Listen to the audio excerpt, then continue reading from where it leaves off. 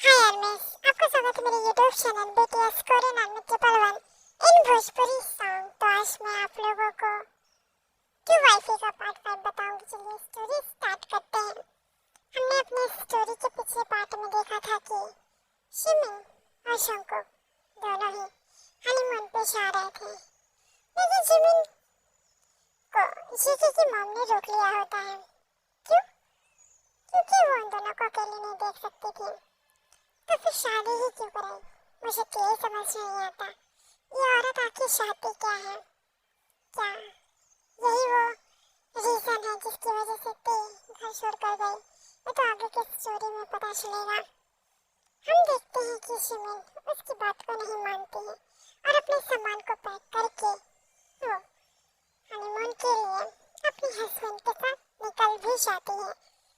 यहाँ पर देखते हैं कि उसकी सासू माँ सिर्फ मूड बनाए खड़ी रहती है और उनकी प्यारी सी बेटी लिसा शुकी कहती है कि मॉम, ये क्या हो रहा है?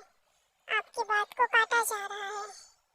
तब शुकी की मॉम कहती है कि तो मैं भी देख पा रही हूँ, तुम्हें बताने की जरूरत नहीं है। आखिर इसकी हिम्मत इतनी बड़ी कैसे? ऐसा तो ये बिल्कुल नहीं था। तभी लिसा कहती है इसीलिए तो मॉम आपसे कह रही हूँ, वो ते नहीं शिमिन है। शिमिन ते कभी भी आपसे जबान नहीं लड़ाती थी, लेकिन शिमिन आपको पलट के जवाब दे देता है। तो आप क्या कहना चाहेंगे इस पे? लिसा की आग लगाने पर उसकी मॉम कहती है कि ऐसा बिल्कुल भी नहीं होगा। मैं इसकी बिल्कुल भी चलने नहीं दूंगी। आखिर इसने एक दिन में ही मेरे बेटे को अपना बना लिया। आखिर ये चाहती क्या है मुझे खुद समझ नहीं आ रहा, लेकिन मैं इसको बिल्कुल भी ये सब करने नहीं दूंगी। इसे तो झुकना ही होगा मेरे आगे। ऐसे बोलकर वो एक डबल स्माइल करती है। उसकी बेटी भी इसमें उसका साथ देती है, लेकिन शायद वो अपनी मॉम को नहीं जानती थी कि इसकी मॉम कैसी है। इसी तरीके से हम देखते हैं कि शिमिन जो कि बहुत ही ज्यादा खुश होती है अपने हस्बैंड के साथ हनीमून पर जाने के लिए। कुछ ही घंटों में वो लोग अपने प्यारे से हनीमून स्पॉट पे पहुंच जाते हैं, वो भी फ्लाइट से, क्योंकि शिमिन के मामा ने ये सब प्लान किया होता है और उन लोगों ने बहुत ही रोमांटिक प्लेस चुनी होती है। आखिर शिमिन कोई गरीब नहीं थी, वो अपने मॉम डैड की इकलौती संतान थी, तो उसके मॉम डैड और उसके मामा खर्चा क्यों नहीं करना चाहेंगे। इसी तरीके से हम देखते हैं कि हमारी जो शिमिन होती है वो बहुत ज़्यादा खुश होते हैं। दोनों ही हस्बैंड वाइफ अपने होटल में रूम में होते हैं और थक जाने की वजह से दोनों ही सो जाते हैं। वहाँ पर जीकी अपने काम को करने के लिए होटल से निकल जाता है और अपने काम को करने के लिए अपने लोगों से संपर्क करता है और अपने काम को कंटिन्यू करता है। यहाँ पर शिमिन जब सोकर उठती है तो देखती है कि शिकी नहीं है, तो वो पूरे रूम को डेकोरेट करती है और बहुत ही अच्छे तरीके से उसे सजाती है। शायद वो अपनी फर्स्ट नाइट एंजॉय करना चाहती थी, लेकिन शायद ये सब इतनी जल्दी इम्पॉसिबल नहीं था। हमारी शिमिन फुल रेडी होकर बैठी होती है। उसने सिर्फ और सिर्फ एक शर्ट वेयर किया होता है, वो भी वाइट कलर की, और नीचे एक छोटी सी शॉर्ट्स उसे पहनकर वो बहुत ज़्यादा हॉट और सेक्सी लग रही थी। उसने बहुत ही अच्छे तरीके से प्रिपरेशन की होती है। जीकी जब आता है तब शिमिन उसे डिनर सर्व करती है उसी लुक में। तब जीकी कहता है कि जाकर अपनी ड्रेस चेंज कर लो, लेकिन शिकी के कहने पर शिमिन पूछती है क्यों, क्या खराबी है मेरी ड्रेस में? क्योंकि शिकी अपना कंट्रोल लूज कर रहा था, इसलिए उसने इस तरीके से कहा, क्योंकि वो अभी इन सब चीज़ों के लिए एग्री नहीं था। लेकिन जिमी सोच रही थी कि शायद उसका रिश्ता आगे बढ़ सकता है। ये सब सोचने के बाद वो जो कि सैड हो जाती है जब शिकी उससे कहता है ड्रेस चेंज करने के लिए। इतना सब सुनने के बाद वो अपने रूम में जाती है और सैड से बिस्तर पे सो जाती है। शिकी खाना खाने के बाद जब रूम में जाता है तो देखता है रूम पूरा डेकोरेट होता है उसने शिमिन का दिल तोड़ दिया था, लेकिन अब क्या ही कर सकते हैं क्योंकि वो बिल्कुल भी इन सब चीज़ों के लिए रेडी नहीं होता, तो जाहिर सी बात है वो मना ही करेगा। जिमिन ने भी शायद जल्दबाजी कर दी थी, लेकिन जिमिन अपने मन में कहती है, मैं समझी, आपके दिल से तेको दिमाग से निकाल दूंगी और आपके दिल पे और दिमाग पे सिर्फ मेरा राज होगा, क्योंकि मैं नहीं चाहती कि मेरे अलावा कोई भी और आपके दिल और दिमाग में रहे। ऐसे बोलकर वो गहरी सांस लेकर स्माइल करती है, क्योंकि उसे अपने अंदर से कॉन्फिडेंट आता है कि वो ये सब कर सकती है। वो शिकी को प्यार कर सकती है, इस कदर कि वो उससे प्यार करे। ऐसे ही सोचकर वो सो जाती है। ऐसे ही वो दोनों ही कपल पूरे हनीमून में सिर्फ एक दूसरे से बातें करते हैं और घूमने में टाइम स्पेंड कर देते हैं। उन दोनों के बीच में कोई भी कपल वाली या हस्बैंड वाइफ वाली बात नहीं हो पाती है। वो दोनों एक दूसरे के करीब नहीं आ पाते हैं, सिर्फ बातों से ही काम चलाते हैं। हालांकि जिमिन चाहती थी और शिकी नहीं चाहता था इतनी जल्दी। इसी तरीके से हम देखते हैं कि उनका हनीमून खत्म हो जाता है और वो घर आ जाते हैं। तभी जब जिमिन थकी हारी आती है, तभी उसकी सास शिकी की मॉम कहती है कि चलकर मेरा किचन में हाथ बटा दो। वो क्या है ना, मैं अब थक गई हूँ खाना बनाते बनाते, तुम आ गई हो तो तुम काम करो। ये बात हमारी जिमिन को बिल्कुल भी हजम नहीं होती, क्योंकि उसे खाना बनाना आता नहीं था। उसकी मॉम ने कभी उसे किचन में भेजा ही नहीं, तो वो खाना क्या ही बनाएगी। यही वो अपनी सास से कहती है।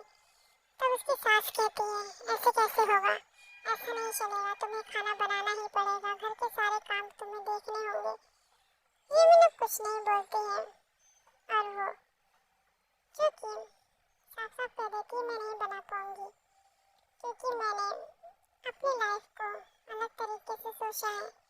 मैं एक काम करने वाली बीवी बनूंगी, मैं जॉब करूंगी और अपने हस्बैंड के साथ इस घर को चलाऊंगी। ऐसे बोलकर रूम में जाकर सो जाती है। अब जेकी की मॉम का तो गुस्सा बहुत ज़्यादा बढ़ चुका था। आखिर वो कैसे बर्दाश्त करती कि कोई उनसे जुबान लड़ाकर चला गया। निशा भी आती है और उसे खूब भरती है कि मॉम देखा, ऐसी बहू है आपकी बात की कोई वैल्यू नहीं है। ऐसे बोलकर वो क्योंकि वहाँ पर अपनी मॉम को भड़का रही थी। इसी तरीके से हम देखते हैं कि जेकी की मॉम बहुत ज़्यादा गुस्से में होती है और वो इस समय सोच चुकी थी कि वो जिमिन से काम करा कर ही रहेंगे। जिमिन जब सोकर उठती है, तभी हम देखते हैं कि शिकी की मॉम आती है। शिकी की मॉम उससे कहती है कि चलो किचन में कुछ काम करा लो मेरे साथ। जिमिन कहती है कि मैंने सुबह भी कहा था कि मैं काम करने नहीं वाली हूँ, तभी भी आप मुझसे ये सब क्यों कह रही हैं? आप जानती हैं कि मैं वर्क करना चाहती हूँ, तो आप मेरे पीछे क्यों पड़ी हैं? तभी हम देखते हैं कि शिकी की मॉम उसे एक स्लैप मार देती है और कहती है कि अपनी जुबान थोड़ा कम चलाया करो। ये होने के बाद अब जिमिन का पारा भी हाई हो जाता है और गुस्से से कहते हैं, मैं कोई ते नहीं हूँ जो इस तरीके से घर में काम करो। आपको क्या लगता है आप मुझे ते की तरह काम कराएंगे? क्योंकि शिकी की मॉम भी बार बार ते से उसे कंपेयर कर रही थी, तो इसलिए उसे गुस्सा आ जाता है, क्योंकि ते की वजह से उसे अपने हस्बैंड का प्यार नहीं मिल पा रहा। तो कैसे बर्दाश्त करेगी कि ते को उससे कंपेयर किया जा रहा है। इतना सब कुछ बोलने के बाद, इतना सब कुछ होने के बाद भी शिकी की मॉम चुप नहीं रहती और उसे खूब सुनाती है। उसके ऊपर दोबारा हाथ उठाई जाती है, तभी जिमिन का हाथ पकड़ लेती है और तभी हम देखते हैं कि अब वहाँ पर शिकी आ जाता है। शिकी ये सिचुएशन देखकर शॉक हो जाता है और वो तुरंत ही जिमिन को चिल्लाने लगता है कि तुमने मेरी मॉम का हाथ इस तरीके से क्यों पकड़ा है? तभी शिकी की मॉम बहुत ज़्यादा स्वीट वॉइस में बोलती है, बेटा मैंने कहा कि अब तुम इस घर की बहू हो तो थोड़ा काम भी कर लिया करो। तो इसने मुझे बहुत ज़्यादा सुनाया और मुझ पर हाथ उठाया, लेकिन मैं कुछ नहीं बोली और इतना ही बोलकर चीखी, जो कि जिमिन गुस्सा करता है क्योंकि वो भी काम से आया था, थका हारा था। जिमिन जो कि गुस्से में चिल्लाकर कहती है, अगर आपको ये ना पता हो कि क्या है बात है तो आप प्लीज बीच में बताया करिए। और आप खुद देखिए, मैंने हाथ पकड़ा हुआ है और किस सिचुएशन में इन्होंने मुझे मारने के लिए हाथ उठाया था, इसलिए मैंने हाथ पकड़ लिया। और तो और ये मुझे उल्टा सीधा बोल रही थी, मेरे मॉम डैड के बारे में भी बोल रही थी कि उन्होंने मुझे क्या सिखाकर भेजा है। ये मुझसे बार बार घर के काम करने के लिए कहती है, जो मैं नहीं कर सकती। मैं जॉब कर सकती हूँ, मैं वही करूँगी, लेकिन इन्हें समझा दीजिए, मेरे मॉम डैड को बीच में न लाया करें। ऐसे बोलकर वो गुस्से में रोते हुए रूम में चली जाती है और वहाँ जाकर बहुत ज़्यादा रोती है क्योंकि उसे भूख लगी थी और वो यहाँ खाना खाने आई थी, ना कि शिकी की मॉम से लड़ने। लेकिन शिकी की मॉम ने ना इसे खाना दिया, ऊपर से इसे सुना दिया, डांट दिया वो अलग। तभी शिकी जो कि नीचे अपनी मॉम से बात करने के बाद तो जिमिन के पास जाता है। जिमिन के पास जाने के बाद वो देखता है कि जिमिन के चिक्स रेड होते हैं, जिससे वो सिचुएशन समझ सकता था कि उसे भी उसकी मॉम ने स्लैप मारा है, लेकिन उसकी मॉम के गाल पे कोई भी स्लैप के निशान नहीं है। तभी वो जो कि उसकी बात याद करता क्योंकि जिमिन ने ये भी कहा था कि अगर मैं इन्हें स्लैप मारूंगी तो यहाँ खड़ी नहीं रहेंगी, गिर जाएंगी मौके पर। इतना याद करके वो तुरंत ही ते को याद करने लगता है क्योंकि ते के भी गालों पर और हाथ पर जलने के निशान होते हैं, क्योंकि शायद उसकी मॉम ने ही दिए होते हैं। ये सब याद करके वो बहुत ज़्यादा ही सैड होता है। इसी तरीके से हम देखते हैं कि वो भी अब सो जाता है। दोनों ने ही डिनर नहीं किया होता है। जब वाइफ नहीं करेगी तो हस्बैंड कहाँ से करेगा। तो आर्मीज, आप लोग बताइए स्टोरी कैसी है, आप लोग कमेंट कीजिए और हमारे प्यारे से विमेन कुक को सपोर्ट कीजिए। जिनको की स्टोरी चाहिए उनके लिए मैं भी एक स्टोरी रीड कर रही हूँ पॉकेट नॉवेल से। और इस स्टोरी में हमारे प्यारे से चाइल्डहुड लवर रहेंगे, लेकिन स्टोरी का नाम चाइल्डहुड नहीं होगा, तो उसके लिए आप लोग कमेंट कीजिए।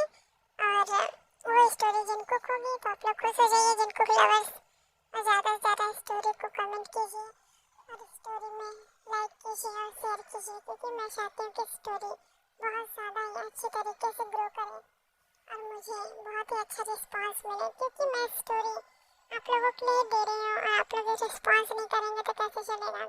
अब मेरे सेकंड चैनल को भी आप लोग वॉच कीजिए, उसकी स्टोरी भी ज़्यादा से ज़्यादा देखिए, क्योंकि उस पर भी व्यूज़ नहीं आ रहे हैं।